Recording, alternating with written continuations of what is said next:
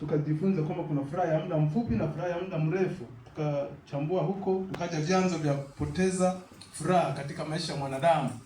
Somo letu linahusu kurejeshewa furaha. Kuna furaha ya muda mfupi, furaha ya muda mrefu.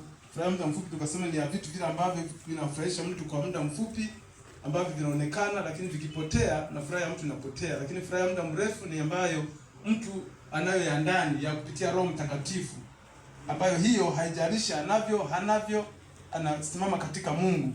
Kama tulivyoona tuliweka mifano ya kina Ayubu, walikuwa na furaha ya ndani hata vitu vilivyopotea, akasema Bwana alitoa, jina la Bwana lifanyeje? Libarikiwe, kwa sababu furaha yake haikuwa kwenye vitu zile mali alizokuwa nazo, ng'ombe, si fahari za kila aina.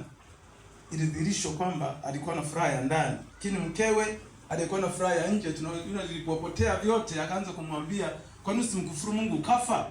Kwa sababu aliona sasa huyo Mungu anayemwabudu hana maana tena, kwa sababu sasa hivi ni wamekuwa maskini. Tukaona vyanzo vya kupoteza furaha, tukasema kuna kukataliwa kwenye familia, kwenye ndoa, kwenye kazi, watu wa ofisini. Mazingira yote yanaweza kusababisha kukataliwa, yanaondoa furaha. Wivu au wivu kwa mtu mwenye mafanikio, watu wanaweza kuonea wivu kwa namna yote uliyofanikiwa. Una elimu, pengine una mali, umeolewa, mwingine akaona umefanikiwa kuolewa, akaonea wivu, akautafutia vituko na mambo kadha wa kadha. Ukaona jambo jingine ni tamaa, inasababisha watu kukosa furaha. Mtu anatamani hela hana, kwa hiyo unakuta hana furaha ya moyo. Haleluya!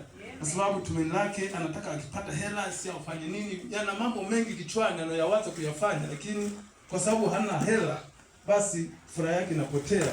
Tukatena kingine tukaona ni ufukara, umaskini unaondoa furaha ndani ya mtu, anaona ni mhitaji kila siku.